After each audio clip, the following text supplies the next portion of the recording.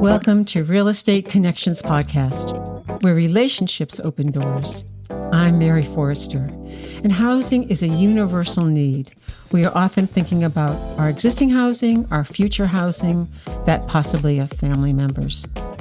This is where you're going to hear the issues and the people who are working the issues every day. Please hit subscribe and like if you find this podcast helpful to you. Thank you. Welcome to episode 7 of Real Estate Connections podcast. We've had a great time in our first 6 episodes, and I wanted to recap those episodes with you and talk to you about future episodes and how I can be responsive to what you're interested in. So first and foremost, please follow this show, subscribe, write a review, and tell your friends about it if you find this information very helpful. Okay, so 6 episodes already done. I can't believe it. And we're having fun. And it's amazing to me how broad, how many issues we can cover to be a content source on this podcast. And once again, our goal is to be a source of content on a range of issues to identify some really magnificent professionals across the country and into Canada.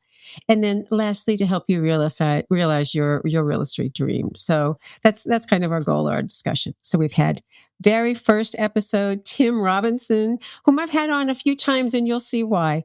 And Tim, I marvel at because he's an investor, an untrained investor who over 10 years has acquired, quote, 11 units. And he has done it so well and so carefully, a way that other people can follow. Then we followed up with Tony Cardinelli, and everybody likes to talk about money, right? Money. And Tony is with Cross Country Mortgage, which is, I think, a national firm, and he's here in Massachusetts, and a wealth of information about, especially for first-time homebuyer programs, and they vary state to state, but also ways that lenders can work with you to help you in your certain circumstances. And I have a quote from Tony that I'm going to share at the end of this episode. Then we visited with Danny Cole. Danny Cole is with Spartan Investments, LLC in Alabama. Now, I got to Danny through Tim because Tim has invested in what's called some turnkey properties, which means he's not the landlord. He buys a property that is really good to do financially, really prosperous financially. And he found Danny, and Danny is one of a number of really good turnkey companies. So these companies find properties, they bring them up to a really good level of condition. They sell it to you, and then they manage it. So Carl and I own a property in this case, through Spartan, and we are really happy with our investment, and it's totally hands-off, called turnkey. So we talked about the concept first, and then we came back another episode and talked about how you finance it. And I really recommend that to you. It's a wonderful way to take a look at how you can be involved in real estate without having to buy a $600,000 house down the street. And so do listen to it. It's a lot of fun.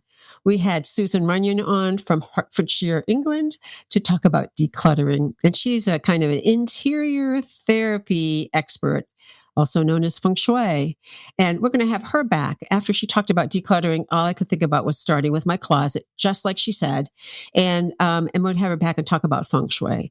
And you think, well, what is that? That's an ancient Chinese kind of approach to energy, as energy flows through your world and your rooms. And while you may not believe in it, some of people are really, really affected by how buildings are located. I think maybe a good example is, what is that restaurant that has turned over 5 times? Why has that restaurant turned over 5 times? I bet there's a good feng shui answer to that, and maybe a fix. So we'll have Suzanne back. We're going to be hearing from Mariette, and Mariette is Mariette on the Move. She's an expert in relocating. Now, we want to hear about relocating because let's say you are facing retirement and you're going to move out of Massachusetts and you're going to go to San Diego, and that's a big move. Or you're going to move up to Maine, to the coast. So what is it that you need to know? And what are some of the risks And Marriott's going to focus a little bit on kind of fraud risks associated with moving. And I guess there are a number of them. And then we're going to talk another episode with some other experts, particularly maybe the over 60 market and what you need to do and think about before you move out of your home of 30 years or so or longer, and what's needed there. There's an issue called affordable housing. Well, that so few people have been able to enter the real estate market as owners because there's been so little inventory. Well, 19 states so far, have written laws that allow property owners to put a unit on their property, attached to their property, or already within the property. In different states I've worked in, they've talked about in-law apartments, right? And there were always restrictions. No, you can't have a stove, whatever. Now states are having to take a look at, do I have enough housing for my people? Do we have enough housing for that new building, that new headquarters that's coming into our state? And most often there isn't affordable. So accessory dwelling units is what the legislation is called. Advocates have been out there promoting it. Some states are way ahead, like California. My state, Massachusetts, relatively new law, still being worked out through the cities. And we're actually going to have the author of that legislation on the podcast, Representative Jim Arciero. And such an enthusiastic person for affordable housing. Affordable meaning, I own this property here. We have 2 acres. I don't know why, but we could put a unit on there. We could rent it. We could move out of our house and move into it. Can't be more than 900 square feet in the state of Massachusetts, and each state has its rules.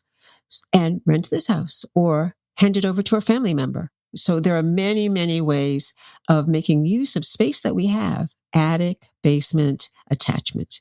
So I'm going to have more than one episode on accessory dwelling units. This is just the beginning of lots of content development for Real Estate Connections podcast. And I'm going to rely on you. Please, please, please drop me a note at info@realestateconnectionspodcast.com. Tell me what you'd like to hear. I'm going to try to get people in regionally. We know what's housing like in San Francisco Bay, or I don't know if I could afford it for sure. What does it cost to rent? Why are the rents so high in Dallas and Boston and New York and a new college graduate or a young family moving in? What can they afford? So we'll be taking a look at a lot of different subjects going forward. I welcome your input. But I do want to give you a comment that was made by Tony Cardinelli in the very first episode, second episode, in which I said, so Tony, how do people find really good lenders like you? And he said, Mary, well, the best way to get to lenders like me is through a strong realtor. And that's the other focus of this podcast, is to identify people who have certain qualities and skills who can help you with your real estate dream. Now, you all won't be running to Tim Robinson down in Washington, D.C. area to buy a house. But what are the qualities that Tim has that you can find in where you are? Or we can help you possibly find those people as well. So please, please, please provide some input. Let us know what you want to see on this podcast. It's open. It's an open book right now.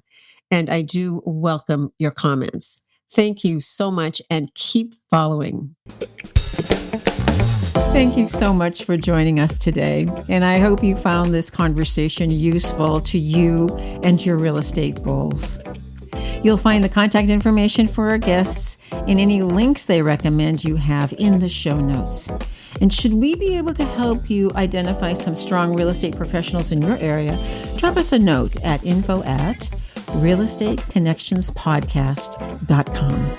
Thanks again, and bye for now.